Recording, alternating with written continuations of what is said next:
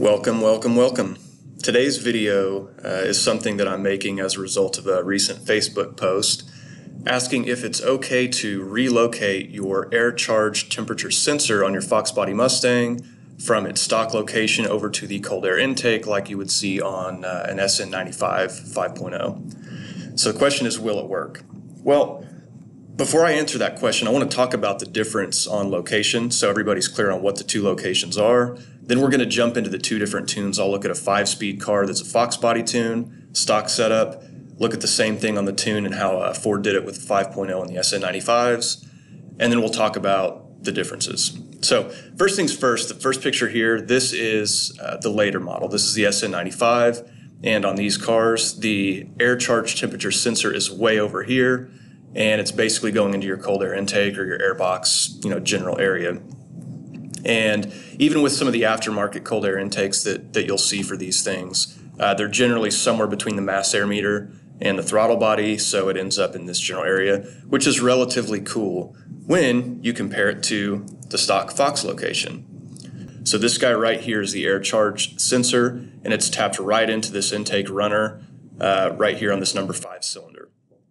So the question is, well, what's the difference in temperature? Well, the difference in temperature is pretty substantial. I mean, just as an example, next time you're out with your car, go do a quick wide open throttle pass, pull over when you're done, pop the hood, and I would like you to place your hand right here and tell me that that feels good. It doesn't. Then I want you to grab over here at the edge of your cold air intake and tell me what that feels like. Well, chances are you can leave your hand in that spot, even if you have a metal tube intake, and you're not going to burn yourself. I guarantee you can't do that in most cars that are up to temperature if you're touching the lower intake manifold. So the difference in temperature is substantial. How much different, but that's up to you. Okay, but that's the difference in location. So let's talk about the difference in tune. So I'm going to jump over to binary editor, and we're going to start with the Foxbody tune. And there's really two areas that I'm concerned with when I hear guys talk about relocating this stuff without really doing anything other than just moving the sensor. So the first thing we're going to start with is spark related. In the factory computer, it has all kinds of logic to decide, how much ignition timing you have at any given point. But one of the things it does is it will make an adjustment to whatever that is based on your air temperature. So when we go in here to these adders, you can see that there's two different ones. So this first one is what it's going to do when you're not at wide open throttle. And you can see that as soon as your air temperature goes above 160 degrees and starts climbing toward 190, that's when it's going to start pulling timing. And by 190, it's pulling a full 2 degrees of timing. Okay. And then if we go look at when you're in wide open throttle, which is where we're most concerned with timing being excessive based on whatever the factors are, you'll notice that again, it starts pulling at around 150, but it continues all the way up to 240 degrees where it's pulling up to 6 degrees of timing, and it's slowly transitioning from 0 to 6 degrees of retard on the timing as we go from 150 to 240 degrees on the air temperature sensor. That's what that does. Now, if we go switch over to a newer model, this is from an SN95. Now, this is a little bit more complicated. The strategies are different. So this doesn't just run off of a simple temperature versus how much timing are we pulling type of table. There's actually kind of two things. So there's a table, and then there's kind of a temperature-based multiplier. So what you're seeing here, the SN95 computer actually makes that decision based on a combination of load. So the heavier you're in the throttle, the higher the load. When you're completely out of the throttle, you'll have a very low load. And then RPMs, 512 all the way to 4480. And of course, if you're running even higher RPMs than that, then you're basically just staying at these values. So the way this computer works is it says, okay, here's a multiplier value based on load and RPM, but we're going to do a lookup based on temperature over to this table right here. And depending on what the temperature is, this is what the multiplier is going to be. Now, I've made a spreadsheet so that this will be easier, but just kind of wanted to start there. So jumping over to the spreadsheet, what I've done here is this is that factory table from the SN95. This is that multiplier table we were just looking at.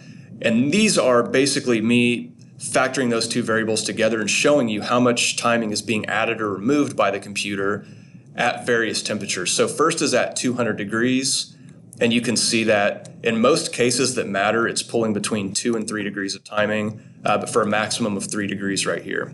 And kind of at these higher load, higher RPM where we're most concerned, it's pulling about 2.5 degrees.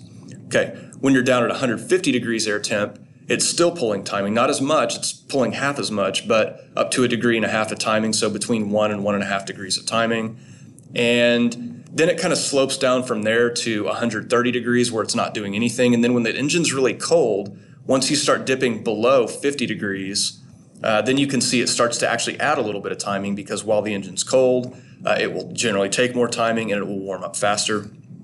So you can see down low at 0 degrees Fahrenheit, it's actually adding up to 3 degrees of timing. So this is what a stock SN95 setup is doing as it pertains to air temperature. Now, what I've done here is I've taken kind of the way they do it in the newer ones, but I've taken the numbers from the factory Fox setup, which you see down here, and I've kind of made some dummy tables. So if we were trying to compare apples to apples here, if this is what the SN95 is doing, this is kind of the equivalent of what the Fox is doing with that same type of setup, and you can see some major differences here. You notice that a Fox is going to pull 4 degrees of timing at 210 air charge temperature, where this is pulling considerably less. When we go to 150, the Fox isn't going to do anything. It's not trying to add or remove timing yet. In this computer, it is. And then there's no adders for air temp down below in a Foxbody, where it is adding timing down here.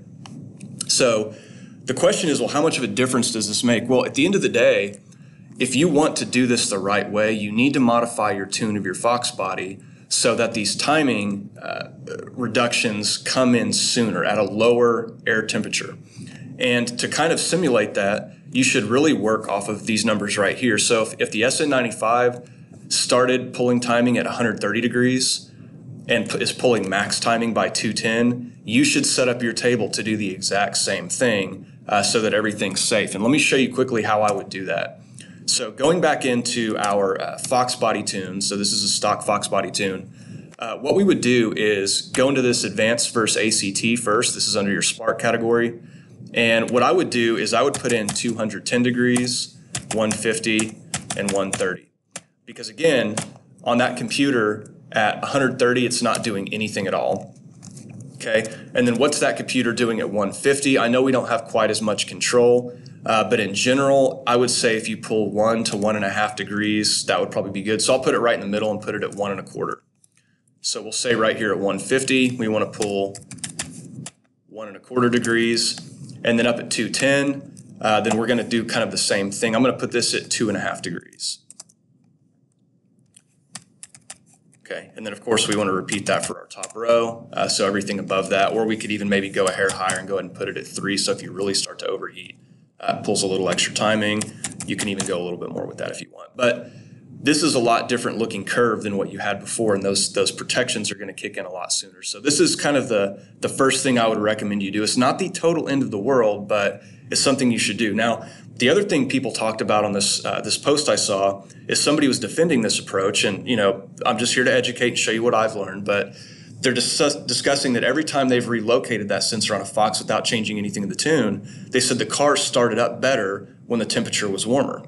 And your crank fuel and some other things are temperature based, so when the engine's hot, it requires a lot less fuel to start the car than it does when it's cold. So there's some control there. And then there's also general fueling controls after the car's started up that can be based on air temperature also. So let's go look at that stuff in the Foxbody stock tune, and then we'll talk about what we see here.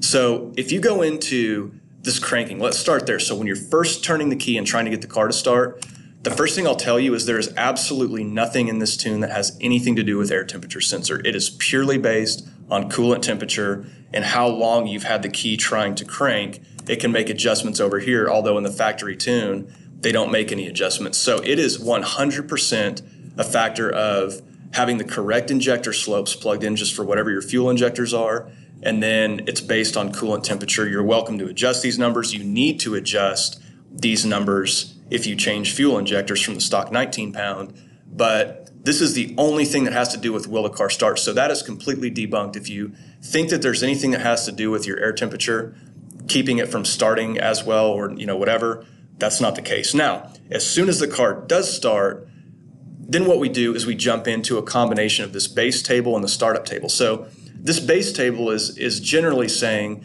here's the target air to fuel ratio we want to achieve at various load percentages and RPMs. I'm sorry, and coolant temp. But again, I want to make that clear. Coolant temp, not air temp. Now, there's an adjuster here where you could sort of think of this as, if you want to base this off of exclusively air temperature or exclusively coolant or some blending in between, you can do that. And they describe that right here, that it's based on whatever this number is right here. So if I go look this up, and we'll go take a look real quick and open up that table, your proportioning factor here in a factory tune is set to 0. And what that means is when it's set all the way to 0, it's exclusively making decisions based on coolant temperature, not air temperature. And if we set it at 1, it would be exclusively air temperature, not coolant temperature. And if we set it in the middle or somewhere in between, then it's adjusting between the two. So the short answer there is your base open loop fuel table is not touched either in a stock calibration by air temperature.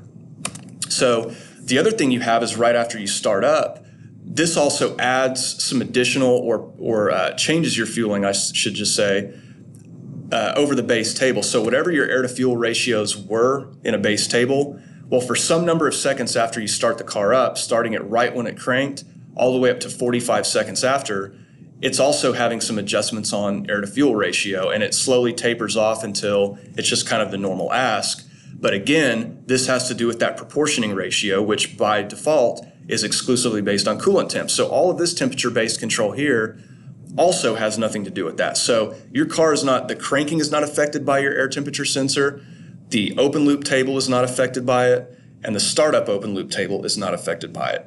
There's only one thing in this tune that matters that's really affected from a fuel perspective by the air temperature sensor, and that's this guy right here. There is a general multiplier, so whatever else your fueling is going to do based on everything in your tune, there is this one multiplier. And so what you can basically see here is that as soon as the car is below 76 degrees on that air temperature sensor, this multiplier starts to kick in. And what this is ultimately multiplying is the value of the base table. So what that means is if these values go lower, your car runs richer. If these values go higher, your car runs leaner. So if we go back and look at that ACT multiplier, you see that as the car is very cold, it starts to lower those air to fuel ratios, which richens the tune. When it gets really cold, it richens it even more. So thinking about how this is going to be affected if you relocate that sensor over to the cold air intake like you have on an SN95, well, you're going to run a lot cooler. So, I've helped some guys tune their cars that live up north in the Indiana and Ohio areas, and with some SN95 cars. And most of the year where it's just cooler there in general, their air temperature rarely even gets above this unless they just really, really sit at idle for a long time and don't have a good fan setup. They're kind of always down in here. So what that means is you're always going to run rich. And when those cold air intakes are, or the air sensor is relocated to the cold air intake, it is much more affected by changes in air temperature outside. And it will be much closer reflection of that temperature. When it's on the stock intake manifold right behind the distributor, that's going to stay pretty hot all the time. It's right next to the runners. It's right next to the engine itself. Doesn't have as good airflow right there. It's just a really hot area of the engine, so it's always going to stay higher. So again, if I was going to tell you what you should do here, you need to do something with this table, either by lowering these values by some number of degrees, all of these temperatures, so that it kind of gets out of that mode quicker, or you need to do something to adjust these numbers. When I do tunes, most of the time, I will put all of these at 1 so it has no effect, because I can pretty much tune all of that stuff with coolant temperature very well, just using the base table. So I don't usually use that air temperature modification, but if you do, you can't just leave it alone. You need to either lower the temperatures where that stuff is having an effect, or adjust these so it doesn't have as much of an effect. So these are the two things I wanted to talk about. Hopefully this helps you guys understand why you should or shouldn't relocate it. And if you decide to, now you know. So thanks for watching, guys. Good luck. Godspeed.